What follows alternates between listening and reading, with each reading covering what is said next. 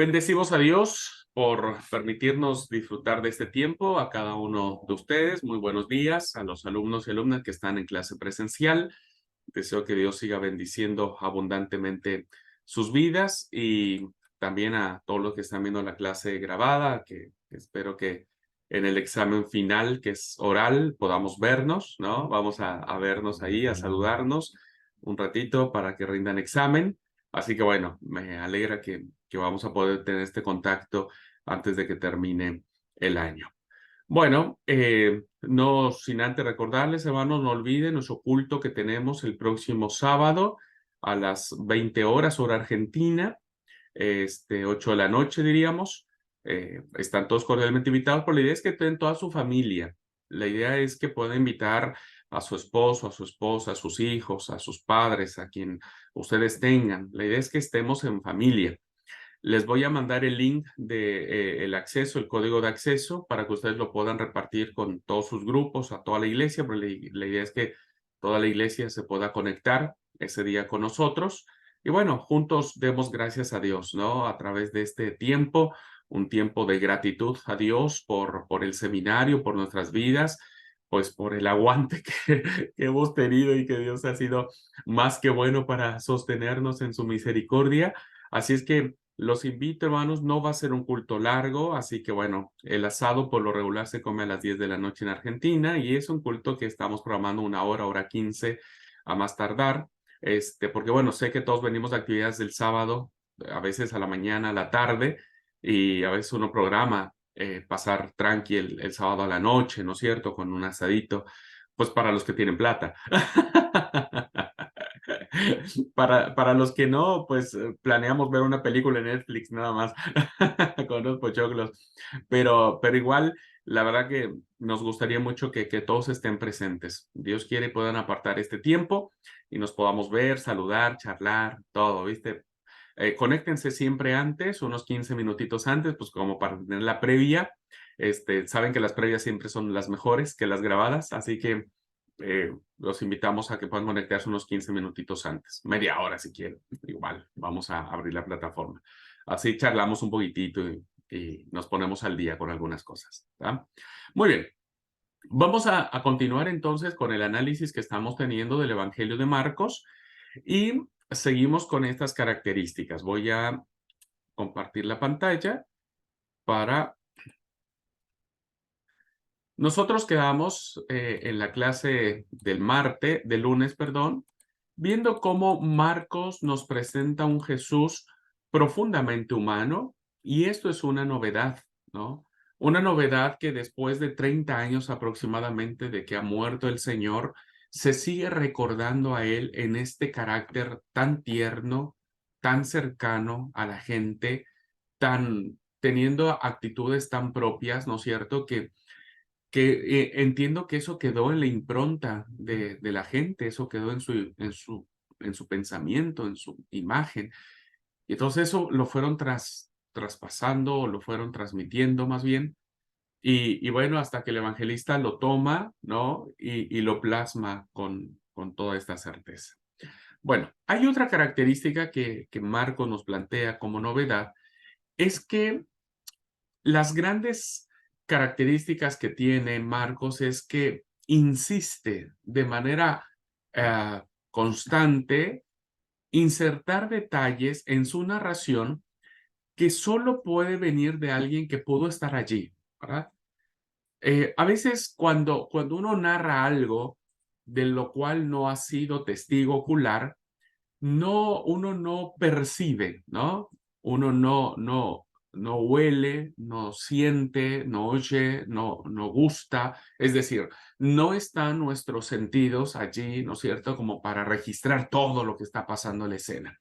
Entonces, solamente nosotros nos limitamos a escuchar lo que otras personas dicen. Sin embargo, cuando nosotros releemos el Evangelio de Marcos, parece ser que quien escribe este Evangelio es alguien que estuvo presente. Solo que tenemos un problema acá, ¿verdad? Y el problema que tenemos es que en los evangelios no se nos reconoce a un Marcos como discípulo de Jesús, que fue el círculo más cercano de Jesús. Estos 12 que se le conocen, como los discípulos y después los apóstoles. No existe Marcos. Entonces, se han propuesto muchas teorías, diríamos, acerca de esto, que lo vamos a ver más adelante. Pero ya sea que Marcos, el autor, más bien el autor de este libro llamado Marcos, o quien lo inspiró, que como eh, hemos visto, vamos a ver, fue a través de los recuerdos de Pedro, es un testigo ocular. Fíjense lo que dice Mateo 18:12. El evangelista pone por sentado, dice, llamando así a un niño, lo colocó en medio de ellos. Esto es la narración mateana, ¿verdad? Esta es una narración de alguien que no explicita más de la cuenta. Solo dice, llamando hacia un niño, le colocó en medio de ellos. Sin embargo, Marcos añade algo que va a iluminar toda la escena, ¿verdad? Que le va a dar un sentido. Incluso que para efectos de una mejor apreciación de este aspecto, Marcos va a decir en el capítulo 9, versículo 36, y tomó a un niño y le puso en medio de ellos. Ya esto es casi Mateo, ¿verdad? Sin embargo, Marcos dice, y tomándolo en sus brazos, le dijo, y lo abrazó. Diríamos nosotros aquí en Argentina, y le hizo upa, ¿no? Le hizo upa. Imaginen la escena, el niño anda por ahí, no sabemos cuántos años tenía el niño. 3 años, 5 años, 6 años, 7, 8, no lo sabemos, ¿no? Pero era un niño que andaba por ahí jugando, un niño que como todo niño, ¿no es cierto? Cuando ve a un extraño se le queda mirando, un niño que representa teológicamente en el Evangelio cosas muy profundas. Sin embargo, la escena de tomarlo en los brazos, solamente alguien que pudo estar presente le quedó impreso, le quedó grabado, ¿no? En su mente, porque, bueno, que esto no era costumbre de los rabinos, de los maestros de la ley, de los fariseos, porque, bueno, los niños no eran muy bien vistos, los niños eran un problema. Entonces Jesús, al tomarlo en sus brazos, al abrazarlo, al hacerlo upa, tal vez nos imaginamos la escena de que lo montó incluso en sus hombros, en la cabeza, ¿no? El típico papá que carga al niño en sus hombros. Bueno, esto le da otro sentido al pasaje. Podemos ver a un Jesús más tierno, a un Jesús más profundo, un Jesús que hace gestos que van en contracultura.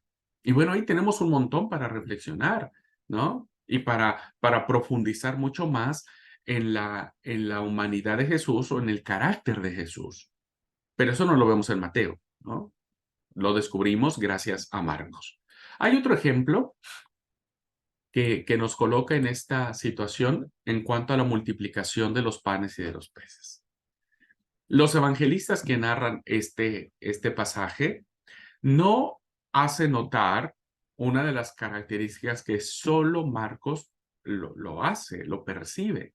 Y dice que cuando se hace la multiplicación de los panes en el capítulo 6, versículo 40, ¿verdad? Que es la alimentación de los 5,000 o de las 5,000 personas, dice que la gente empezó a juntarse en grupos de 100, de 50.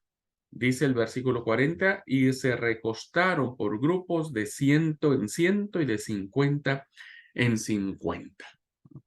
Hicieron rondas, ¿no? Por estos números. A ver, no voy a entrar a los aspectos simbólicos de los números en el texto sagrado, pero el número tiene mucho valor. Eh, ¿Por qué 100 y por qué 50? ¿No? ¿Por qué no de 10 en 10? Hubiera sido mucho mejor. Bueno, eso ustedes pueden investigarlo en un comentario bíblico muy bueno que tengan a la mano. Y bueno, traten de identificar por qué Jesús elige formar grupos de 100 y de 50. Pero más allá de esto, lo que quiero resaltar para efectos de este momento en la materia, es que solo alguien que tuvo que estar allí, no sé si se dio a la tarea de contarlos, no lo sé, no sé si La indicación, ¿verdad? Fue esa, porque el texto dice que empezaron a recostarse eso, tal vez Jesús les dijo, bueno, hagan grupos de 50 o hagan grupos de 100, ¿no? Y solamente alguien que, insisto, estuvo allí, porque ni Mateo ni Lucas lo registran, bueno, tomó en cuenta este detalle, ¿verdad?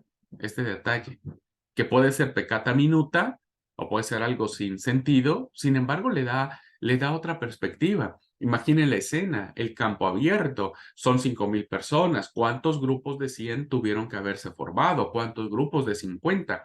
Entonces, la escena era todo el campo abierto, ¿no es cierto? Reunidos ahí como flores en un jardín. Así que bueno, esto quedó muy, muy grabado también en alguien que pudo estar presente. Bueno, otra evidencia que tenemos de que eh, solo alguien que estuvo allí y que recuerda esos detallitos, ¿no es cierto? Esos detallitos, pues hizo que viniera a la memoria de Marcos o Marcos los rescatara. Dice que cuando Jesús y sus discípulos se dirigían por última vez a Jerusalén, ¿no?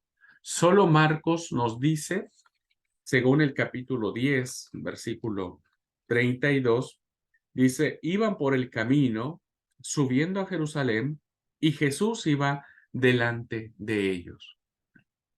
Este mismo relato lo encontramos en los evangelios alternos o los otros evangelios, Marcos y Lucas, pero fíjense la expresión de al parecer que es alguien que va en el grupo, ¿no?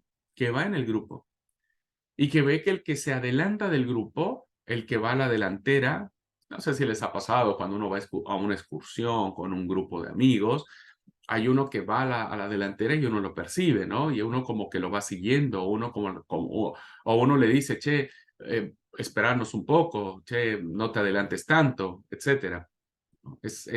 Esta simple alusión nos hace pensar que los que iban en el camino, pues se dio cuenta de esta situación y Jesús dice que iba delante, ¿no? Como que se separó del grupo y adelantó.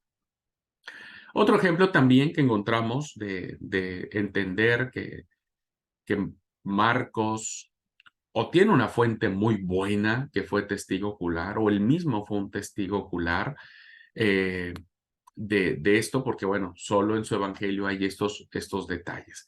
El último es cuando Marcos nos cuenta la historia de cómo Jesús calma la tempestad. Incluye una frase que no se encuentra en ninguno de los otros evangelios que narran el mismo evento. Y dice el capítulo 4, versículo 38, y él estaba en la popa durmiendo sobre un cabezal, ¿verdad? Estaba en la popa de la barca durmiendo apoyado en un cabezal. Evidentemente está la tormenta y un montón de cosas y que a cualquier persona se le podría pasar desapercibido. Pero en la barca solamente estaban los discípulos, según se entiende del propio pasaje, ¿verdad? Y solo los que pudieron haberse percatado de ese detalle en medio de todo el barullo de la tormenta, de las olas, de la barca que se está destruyendo, que Jesús está durmiendo y su cabeza está en un almohadón, ¿no? O sea, el Señor está bien dormido, bien dormido.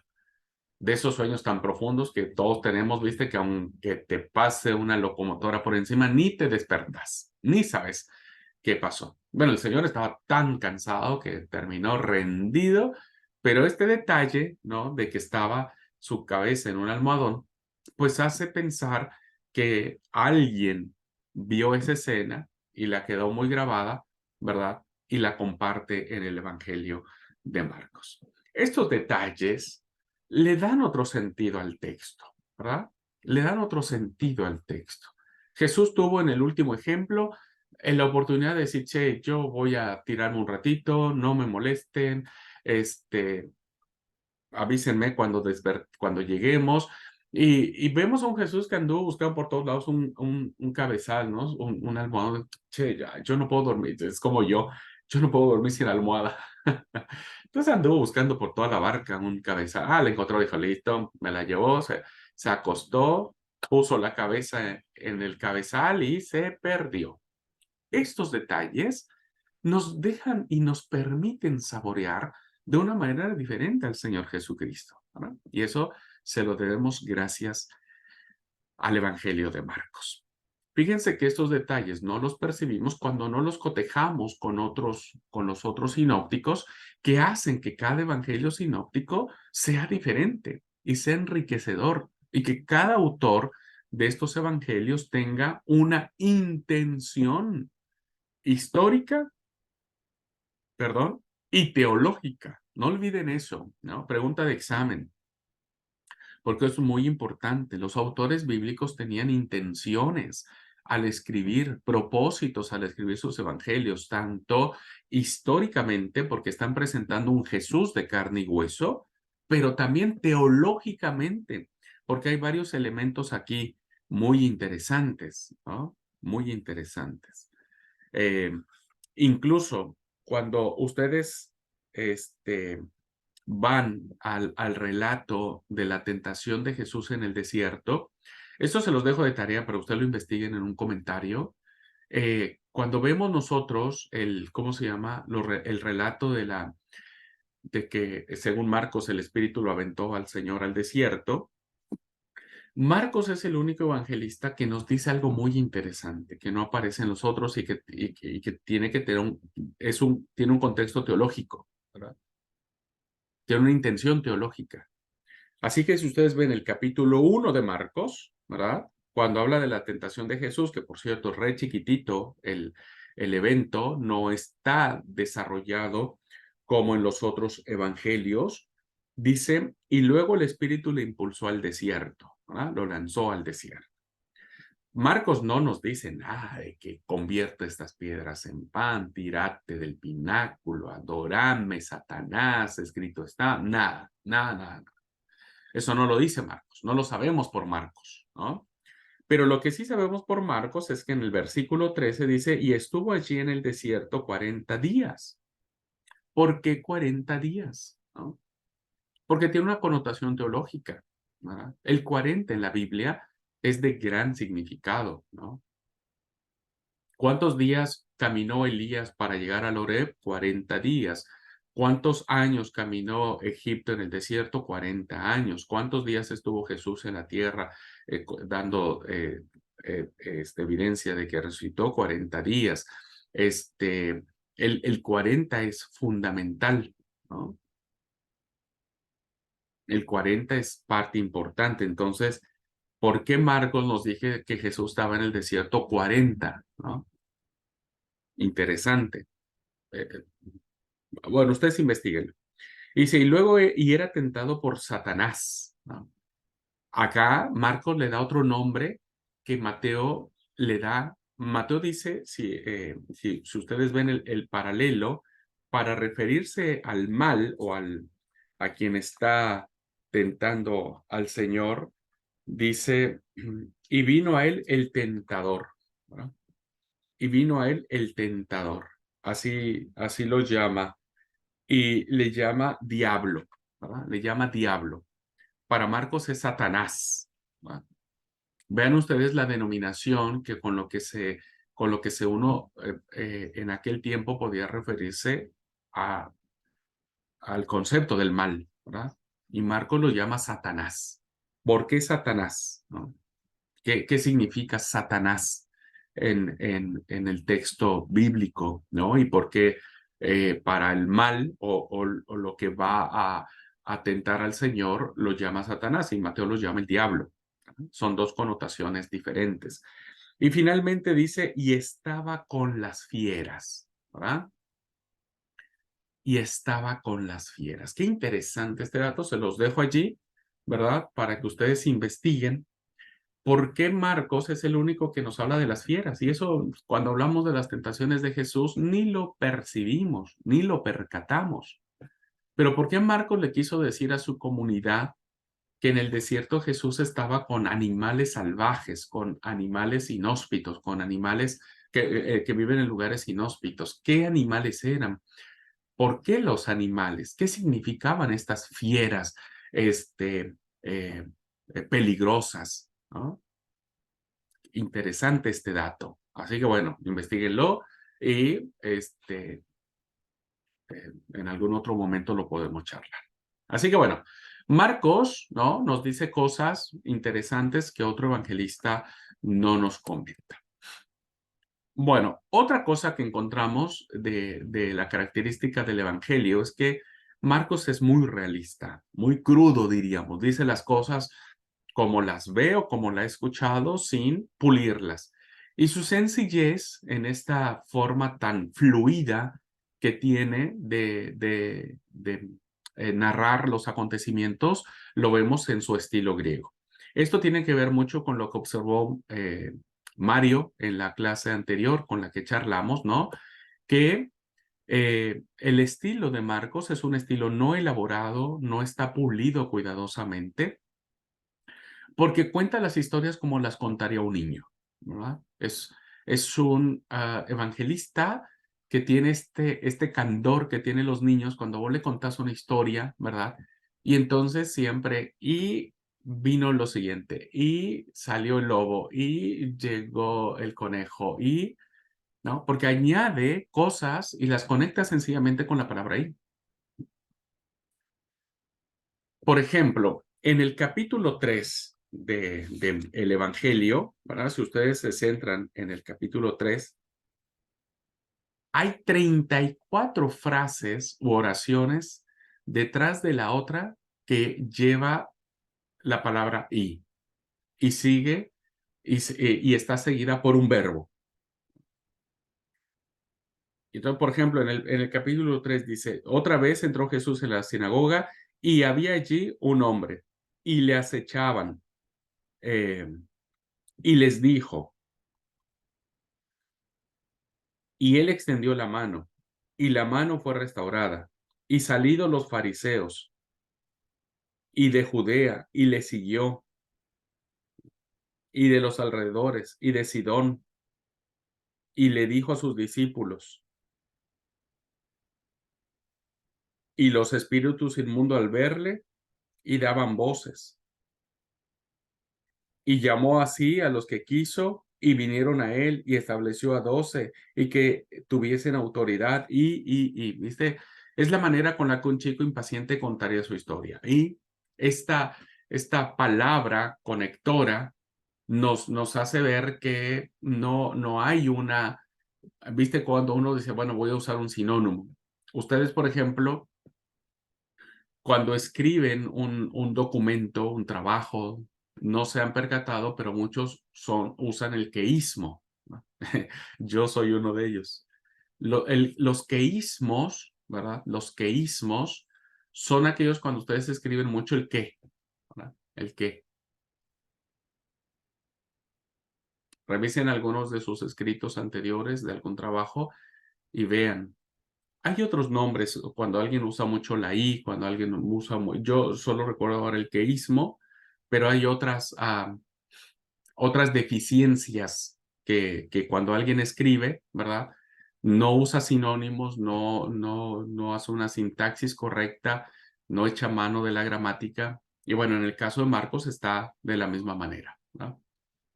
Entonces es alguien que es así, va con este candor del y conector. Y eso está en todo su evangelio. Solamente estoy poniendo un ejemplo del capítulo 3. 34 frases están conectadas por el i en un capítulo, ¿verdad? Eso significa que no pasó una revisión con sus editores, Marcos. Así que como se le vino a la cabeza, porque la otra característica es que él tiene mucha prisa, ¿verdad? Tiene mucha prisa. Y entonces Marcos siempre maneja estas dos frases. Ustedes vuelvan otra vez a releer el ejercicio que hicieron de escribir y subrayen cuando encuentren estas frases. Y acto seguido e inmediatamente. Si ustedes las cuentan, van a llegar a la conclusión de que son casi 30 veces en que Marcos nos dice esto, ¿no? E inmediatamente salió y salieron a tal cosa y después volvieron y entraron y salieron y se levantaron y fueron. Parece que el Evangelio es un relato que marcha, ¿verdad? Pero cuando leemos Marcos es una historia que no solo marcha, sino que corre. Corre, es un evangelio que corre, que tiene mucha prisa, ¿verdad? Es una especie de intento jadeante para relatar la historia tan gráficamente como le aparece al mismo narrador, porque para él lo emocionante, la cúspide es el relato de la Pascua. Porque recuerden que para lo importante de la fe cristiana era la muerte y la resurrección de Jesús, ¿no? De hecho, hay algunos autores que dicen, ¿no es cierto?, que realmente los evangelios deben considerarse solamente los relatos de la Pascua y que todos los demás, los capítulos anteriores son un apéndice, ¿verdad? O un prólogo, pero que realmente los evangelios son los relatos pascuales, no todo lo demás. Porque evidentemente volvemos a lo mismo, ¿no es cierto? Lo importante que tenía el evangelista es narrar el evento pascual. Así que bueno, esta característica que ya se había observado de que es un evangelio que corre mucho, ¿verdad? Está presente en el evangelio de Marcos. No será así con Mateo, ¿eh? Mateo hay que llevar una sillita, un sillón, ¿no es cierto? Y sentarse un poquitito para entender lo que nos está diciendo Mateo. Pero Marcos no. Marcos tranquilamente puedes ir caminando y charlando con Marcos y Marcos te va a llevar tranquilamente, ni sentirás la caminata hasta que uno llegue al punto principal del relato pascual. Y una última característica es que Marcos tiene que traducir palabras en hebreo, ¿no es cierto? Eh, perdón, transcribe las palabras arameas que usa Jesús, ¿no? Que usa Jesús. Entonces, Marcos nos dice, ¿cómo es? Mantiene estas palabras. Talita Kumi, ¿verdad? Que es lo que le dice a la hija de Jairo, es una palabra en arameo. Así se dice Talita Kumi. Así que bueno, sabemos hablar arameo. Al sordo, con un impedimento, le dice fata, ábrete. En el capítulo 7, versículo 11, dice, pero vosotros decís, basta que diga un hombre al padre o la madre, es corbán, que quiere decir mi ofrenda a Dios. En Getsemaní dice, Abba Padre, ¿no? Y en la cruz dice, Eloí, Eloí, Eloí, lama sabactani. Ahora, fíjense algo muy interesante del Evangelio de Marcos. Marcos, recuerden, está dirigido a un grupo principalmente de la capital más importante del imperio, en Roma, ¿no? Se dice que Marcos, su comunidad está dirigida a la comunidad en Roma, ¿verdad? La comunidad en Roma está compuesta básicamente, mayormente por gentiles. Y ustedes saben que los gentiles vienen de trasfondo griego, ¿verdad? De trasfondo griego, que no conocen el idioma arameo. Entonces, supongamos, ¿verdad?, que nosotros estamos leyendo o estamos llevando a cabo algo y alguien va a poner lo que nosotros dijimos ahora en idioma alemán, por ejemplo. Entonces va a transcribir todo lo que nosotros estamos diciendo en español, lo va a transcribir al alemán, pero va a dejar algunas palabras, ¿no? Como qué pichado, ¿no? Qué pichado, o sea, lo va a dejar en español. Pero como los alemanes que van a leer lo que nosotros dijimos en español no saben qué es pichado, pues hay que traducírselos, ¿verdad? Y es lo que hace Marcos. Marcos les traduce un idioma del cual hablaba Jesús, que era el arameo, y tiene que traducírselos. Eso quiere decir que su auditorio no es un auditorio judío. porque los judíos hablaban el arameo, porque los judíos entendían el hebreo y el arameo. Entonces, cuando ustedes, por ejemplo, van al 5:41, Marcos 5:41, que es la resurrección de la hija de Jairo, ustedes van a ver que dice, y tomando la mano de la niña le dijo, Talita Kumi, que traducido es, niña, a ti te digo, levántate. ¿Vieron?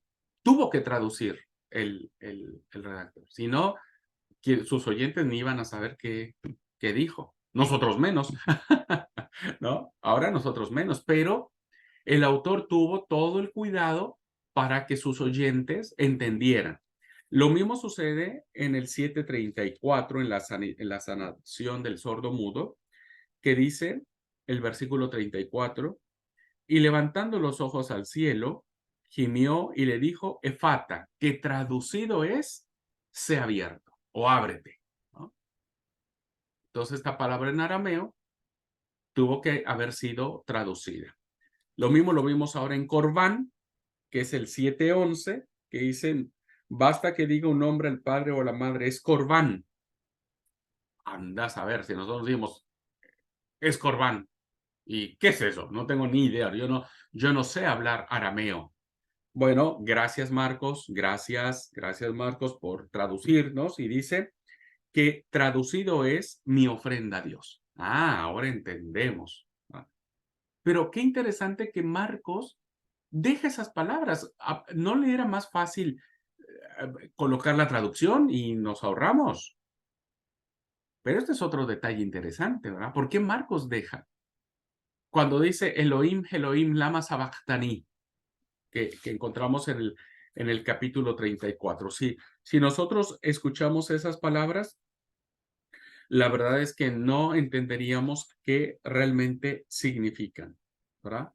Pero cuando uno ve el capítulo, dice, y la hora novena, Jesús clamó a gran voz diciendo, Eloí, Eloí, lama sabachthani, que traducido es, Dios mío, ¿por qué me has desamparado? ¿No? Entonces, ahora nosotros entendemos el significado. Y entonces, es interesante cómo Marcos, aun cuando su auditorio es un auditorio muy griego, sigue dejando la impronta de la lengua materna de Jesús, ¿no? Y esto es maravilloso. Hoy pronunciamos palabras en arameo, un idioma que hace mucho tiempo ya dejó de existir. Pero estas palabras que ahora pronunciamos en arameo salieron de los labios del Señor Jesús, ¿verdad? Y esto es sumamente emocionante. Bueno, entonces vean que esta es otra de las características que encontramos del Evangelio de Marcos. Muy bien, vayamos ahora, ya dejemos ya las características. Aquí hemos visto o puntualizado cuáles son aquellas cosas que plantean diferente, ¿verdad? Las aborda de manera diferente el evangelista Marcos, que no lo va a hacer ni Mateo ni Lucas, ¿no? Bien, dejando entonces esto, vayamos a lo que es el autor del evangelio. ¿Quién escribe este evangelio? ¿No? Recuerden ustedes, queridos alumnos, que a excepción de las cartas paulinas, algunas, y a excepción de las cartas universales y del Apocalipsis, no tenemos el nombre de los autores, ¿no? Nosotros vemos en nuestra Biblia, si ustedes dicen, bueno, a ver, abran el Evangelio de Marcos. Si ustedes van a su Biblia, ¿verdad? Yo al menos solamente aquí en el encabezado de mi Biblia dice San Marcos, ¿verdad? San Marcos, así dice la mía, no sé, no tengo otra Biblia aquí a la mano para ver cómo dice otra. A ver, déjame ver qué título le pone la NTV. La mía dice el Evangelio según San Marcos. Ok, el Evangelio según San Marcos. ¿Qué versión es la tuya, amigo? Reina Valera contemporánea. Ah, y es la contemporánea. A ver, acá la NTV, no, la NTV solo dice Marcos, punto, ¿no? Pero sí, a veces ahí dice el Evangelio según San Marcos, ¿no? Algunos. dicen, Evangelio según San Marcos. Bueno, no olviden, queridos alumnos, que los libros no fueron escritos con un título, eso no aparece en los manuscritos. No dice el manuscrito Evangelio según San Marcos, o Evangelio de Marcos, o San Marcos. Estos son añadidos que posteriormente la tradición de la iglesia les asignó.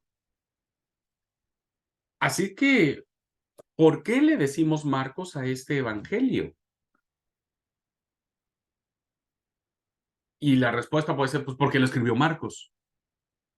Pero, pero si ustedes recuerdan, una de las características o uno de los requisitos que tenían que tener los libros para considerarse canónicos era que tendría que haber sido escrito por un apóstol o por alguien cercano a un apóstol. Y entonces, ¿por qué la tradición de la iglesia ha llegado a la conclusión de que este primer evangelio fue escrito por un tal Marcos? ¿No? Un tal Marcos, que por cierto no era Marcos, era Juan Marcos.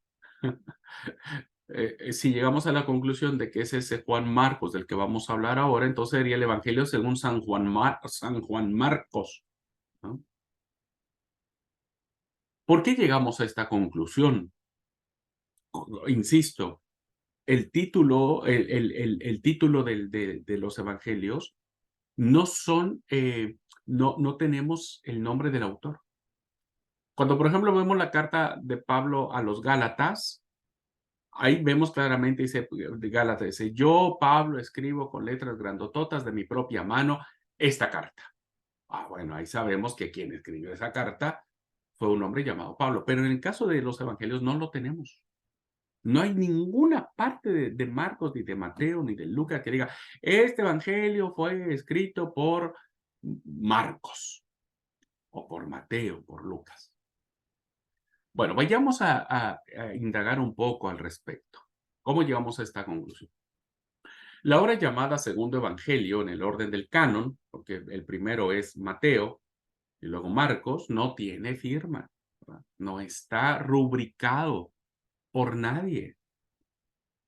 Así que hoy nosotros no sabemos realmente, no tenemos una certeza 100% de quién fue realmente el autor, ¿verdad?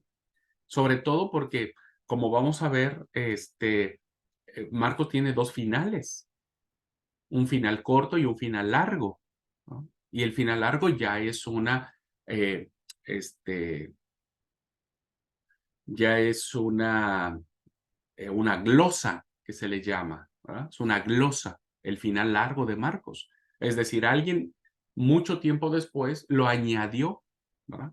El final largo. Eso lo vamos a ver en la clase. Así que no tiene firma.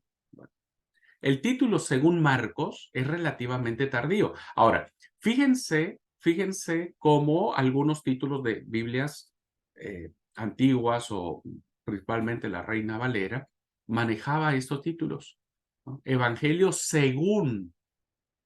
¿Se dieron cuenta de esa palabrita? ¿Qué les dice esa palabrita?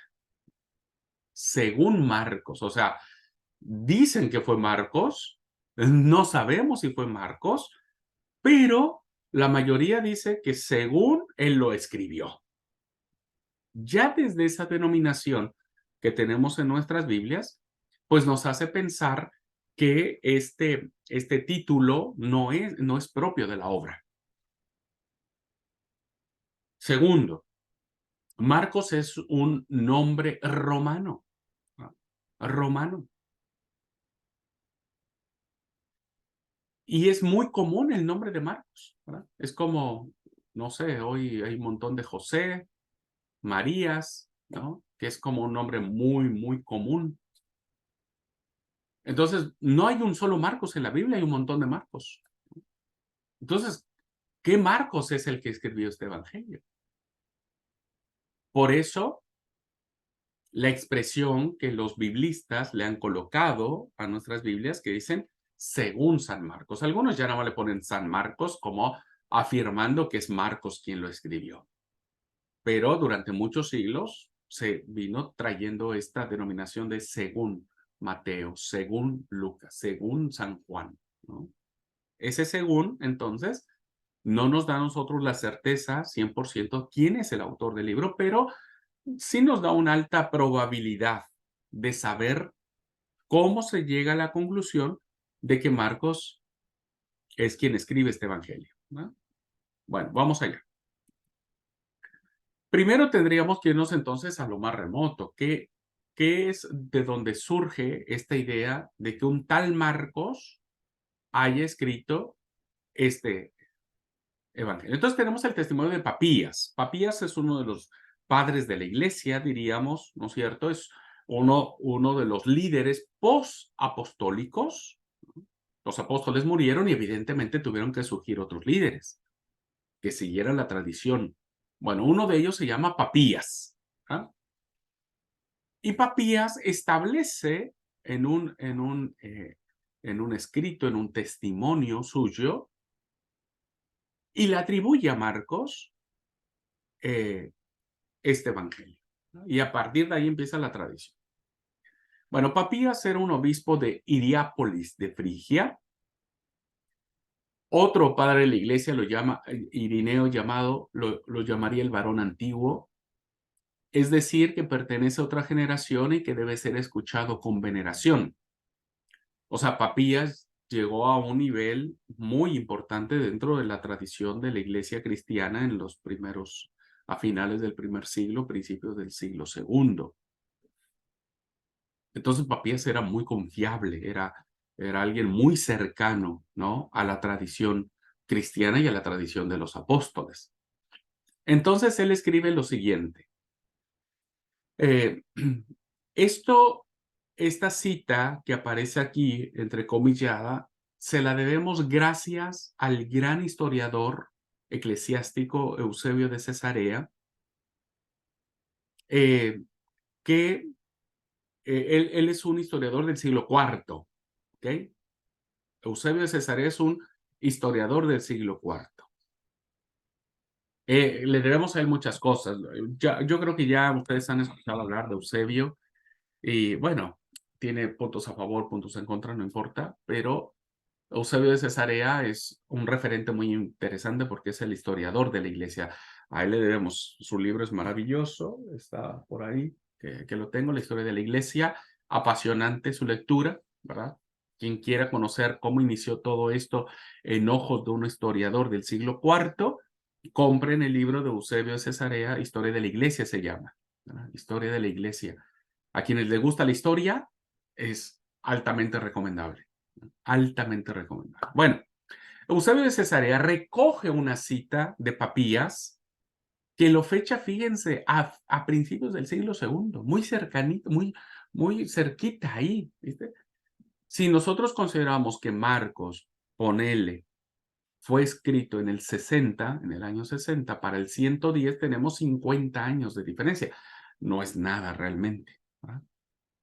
Entonces, Eusebio cita una frase de Papías que está fechada en el año 110 después de Cristo, y fíjense lo que dice. Esto decía el presbítero, ¿quién? Papías, ¿verdad? El obispo de Hierápolis. Marcos, ya apareció ahí el nombre, que fue intérprete de Pedro. Un elemento interesantísimo. ¿Ah? Escribió con exactitud, pero sin orden. Eso ya lo vimos. Marcos no tiene no tiene la lógica de Lucas, por ejemplo, ¿verdad? Dice, pero sin orden, todo lo que recordaba que el Señor había hecho o dicho. Porque él no había oído ni acompañado al Señor. Ojo con esto, él no era discípulo. Pero más tarde, como he dicho, acompañó a Pedro. Entonces era discípulo de Pedro. Este enseñaba según las necesidades, pero sin hacer una síntesis de las palabras del Señor. O sea, Pedro hablaba, pero nunca se le ocurrió escribir nada. De manera que Marcos no cometió ningún error al escribir según iba recordando. Su intento fue exclusivamente reseñar todo lo que había oído, sin omitir ninguna cosa y no engañar en nada de lo que relataba. Fíjese entonces que a partir del siglo segundo ya se empieza a establecer como tradición que este segundo evangelio fue escrito por un discípulo de Pedro que se llamó Marcos, ¿no? Y entonces, ¿qué es lo que pasaba? Marcos en sí mismo no pudo haber escrito un evangelio porque no fue discípulo del Señor, por lo tanto no era canónico y por lo tanto no entraba adentro. Pero era alguien muy cercano a un discípulo y vaya discípulo, ¿no? Que era el mejor, que era Pedro. Entonces, Marcos era discípulo de Pedro. Dicen que era incluso hasta su familia. Entonces, Pedro le contaba un montón de cosas a Marcos. Entonces, Marcos iba recordando, ¿viste? Iba guardando, iba memorizando. Y podemos ahora entender por qué el Evangelio de Marcos surge como un testigo ocular. Solamente el que estaba en una barca con Jesús, que eran los discípulos, pudo haber recordado que Jesús apoyó su cabeza en un cabezal. Porque nadie más estaba, hermanos. Marcos no estaba en la barca, ninguna de las personas que estaban a la orilla del mar subieron a la barca, o sea, no había ningún otro testigo que se percatara de ese detallito, ¿no? Entonces vean cómo ya en la tradición antigua se va estableciendo que Marcos, defendiendo la canonicidad de este evangelio, escribe sin error, ¿no? Entonces Papías da por sentado que lo que Marcos está narrando no omite ninguna cosa y no engaña a nadie. Entonces, todo lo que dice Marcos es verdad, porque surge de un discípulo del Señor. En este caso fue Pedro. Así que bueno, tenemos el testimonio de Papías, recogido por Eusebio de Cesarea. Siguiendo a Papías, ¿verdad? Siguiendo a esta generación posapostólica, no faltan en la iglesia antigua testimonios, iglesia de finales del primer siglo, siglo segundo, afirmando que el segundo evangelio fue escrito por Marcos. Pero fíjense que este evangelio fue escrito de acuerdo con el testimonio de Pedro, de Simón Pedro. Así que estos testimonios de la iglesia antigua provienen de distintos lugares como Asia Menor, Egipto, África, Roma, que son los lugares donde reconocen que este evangelio es escrito por un hombre llamado Marcos, que era discípulo, acompañante del apóstol Pedro. Por ejemplo, tenemos a Justino, ¿verdad? Uno de los grandes apologetas del siglo segundo. Justino defendía la fe. En el año 150, siglo segundo, la mitad del siglo segundo, dice, sin nombrar a Marcos, atribuye las memorias de Pedro, ¿no? A las memorias de Pedro. O sea, reconoce que el evangelio que él está leyendo se debe a que lo que está escrito es lo que Pedro recordaba, pero que él no escribió. Atribuye a las memorias de Pedro un detalle propio de Marcos, el título de Boanerges, que solamente se le dio a los hijos de el Zebedeo. O sea, Marcos recuerda este detalle del apodo, del apodo. Y solamente Pedro pudo haber conocido claramente cuál era el apodo de sus compañeros de camino. Y entonces el apodo de ellos era los Boanerges, o los hijos del trueno. La traducción, ¿vieron? Otra traducción, que significa los hijos del trueno. Bueno, y entonces Justino, siglo segundo, mitad del siglo segundo, entiende que es alguien que está escribiendo los recuerdos de Pedro. Irineo, que muere en el 202, a finales del siglo segundo, principios del siglo tercero, dice que tras la muerte de Pedro y Pablo, Marcos, discípulo e intérprete de Pedro, este título que le dan a Marcos es es alguien que dice, bueno, se ha confundido porque a veces piensan que Marcos solo se dedicó a hacer un dictado. O sea, Pedro se sentó en una silla, ¿no es cierto? Y le dijo, a ver, Marcos, te voy a dictar, escribí. La verdad es que no. No. Marcos escribe de su propia personalidad, de su propia impronta. Por eso en muchas citas dice que él escribe lo que recordaba de Pedro. Irineo nos dice, ¿verdad?, que fue hasta que Pedro murió. O sea, Pedro ya no estaba. Entonces, Marcos lo único que le quedaban eran los recuerdos de Pedro, las palabras de Pedro, las historias de Pedro, ¿no? Entonces, por eso dice Marcos, discípulo, intérprete de Pedro, también nos transmitió por escrito la predicación de Pedro. Así que lo que ustedes están leyendo en Marcos son los recuerdos de Pedro, pero escritos por la personalidad de Marcos. O sea, Marcos es el autor material, diríamos, del Evangelio, y Pedro es el autor intelectual del Evangelio. Pero qué interesante volver a releer el Evangelio de Marcos y sentir la presencia de Pedro, ¿no? La figura de Pedro. Y vamos a ver algún detallito ahí interesante de esto. Muy, muy interesante, les va a gustar. Bueno, seguimos con el testimonio de la tradición antigua. Clemente de Alejandría, muerto antes del 215, primer cuarto del tercer siglo, apunta en la misma dirección, tiene la misma idea, aunque sus textos no estén en total armonía. Y Orígenes, un líder muy fuerte, un apologeta muy fuerte en Alejandría, el norte de Egipto, muere a mediados del siglo III, ¿verdad? 253-254.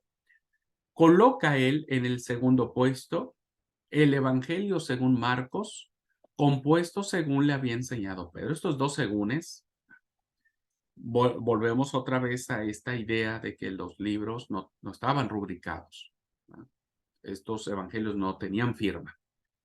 Entonces, el Evangelio según Marcos ya lo atribuye a Marcos, pero toda la tradición bíblica, perdón, toda la tradición antigua de la iglesia atribuye que eran las memorias de Pedro, era el pensamiento de Pedro.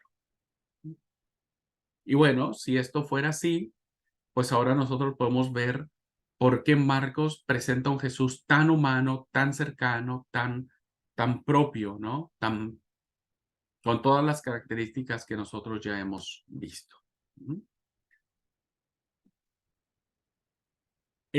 Todas estas referencias las encontramos en la introducción de este autor, León Dufour, en las páginas 66, 67. Introducción a los Evangelios de León Dufour, un muy buen libro y un muy buen escritor.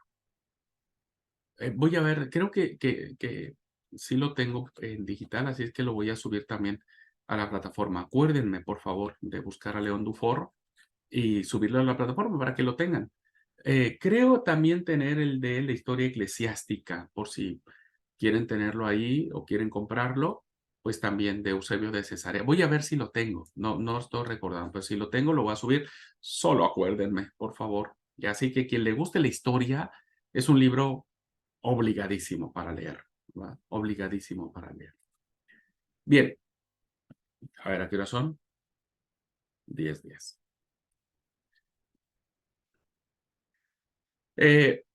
Vamos a dejar aquí, vamos a tomar un receso. Antes, preguntar si tienen alguna duda, pregunta, algún comentario, algo que quieran agregar, que quieran comentar antes de irnos al receso.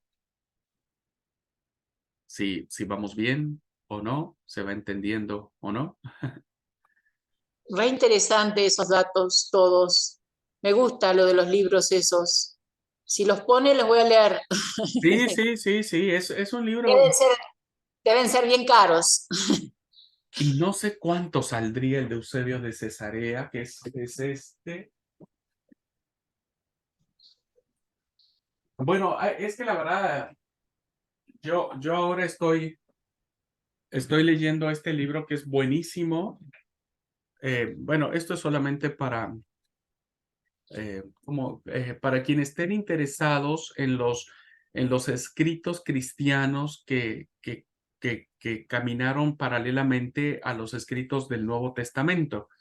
Son las obras escogidas de los padres apostólicos, ¿verdad? Tenemos la Didache, que fue muy importante este libro, la enseñanza de los apóstoles se llama. Fue muy importante este libro.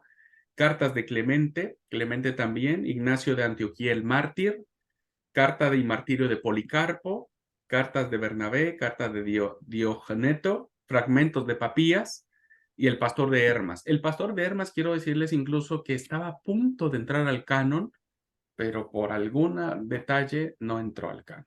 Pero otro poquito, incluso hay iglesias ortodoxas que sí consideran el libro de Hermas como sagrado, sí lo tienen en su canon. Faltó poquito porque entrara. La Didache también estaba a punto de entrar en el canon bíblico, pero bueno, no entró. Así, bueno, esta es otra obra que estoy leyendo que es fascinante, ¿no? Muy fascinante. Y esta que es Eusebio de Cesarea, la historia eclesiástica o la historia de la iglesia. Muy bueno, acá te viene narrando todo lo que sucedió en el tiempo de Jesús, la persona de Cristo, los apóstoles, las persecuciones, los obispos, los martirios, en fin, a quien le encante. Yo ahora en el receso voy a ver si lo tengo en digital. Y si lo tengo en digital, se los paso para que lo tengan. Y si no, bueno, no sé cuánto este costó. A ver. No tiene aquí el precio. Pero habría que buscar en Mercado Libre cuánto saldría. Pero son libros, a quien le guste la historia, no a todos les gusta, ¿viste? No a todos les gusta, pero a los que nos fascina la historia, la verdad es que es interesantísimos estos documentos. Muy bien, ¿alguna otra pregunta, duda o comentario, hermanos? Se llama Historia de la Biblia, perdón. No, historia de la iglesia. Historia de la Iglesia. Historia de la iglesia, historia eclesiástica por Eusebio de Cesarea. Este libro que tengo es de Portavoz. Es de la editorial Portavoz. Ay, Esther, ahí usted puede conseguir, usted tiene descuento. Usted tiene descuento y si a usted le encanta leer, le encanta la historia, usted va a estar fascinadísima con este libro. No, debo de tenerlo, déjenme verlo, pero a mí como la verdad me encantan los libros, más que verlo en la computadora, por eso recomiendo que si alguien ¿Lo puedo volver a ver, cuñadito? Sí, Está en 659 aquí en México. es caro, che. Casi 700 pesos, no es barato. Acá no sé cuánto saldría, pero ya está. Bueno, ¿alguna otra pregunta, hermanos, antes de irnos al receso? ¿Hacernos un cafecito? ¿No? ¿Vamos bien? ¿Se va entendiendo, hermanos, la idea de la clase? Bueno, gente hermosa, vamos al receso. 10 minutitos y volvemos. Voy a hacerme un cafecito. Perdón, Amanda, perdón. No, que es demasiado interesante, pues nunca uno se detalla a mirar, o sea, cómo fueron escritos. Simplemente pues uno los había leído, pero el ver como las diferencias y ver como la personalidad, ¿no? Dentro del escrito mismo es como ver la personalidad de Marcos. Bueno, en este momento Claro. pues que estamos viendo Marcos, es como ver esa personalidad de él y es súper interesante. Pues, o sea, estas materias son muy lindas para como adentrarse uno a todos estos temas y no dejar solamente como paisaje a veces de lectura de los evangelios, ¿no? Es más interesante ver cómo fueron escritos, cuándo, o sea, como ese contexto. Por ejemplo, nunca me había imaginado que hubiese sido después digamos, como de ver los relatos o las vivencias de Pedro. Ajá. Es como muy interesante, muy interesante. Qué bueno, Amanda, qué bueno. Y todavía nos falta. Cuando veamos los otros evangelios también nos van a ser sumamente interesantes. Bueno, pues entonces tomamos el receso y volvemos en 10 minutitos.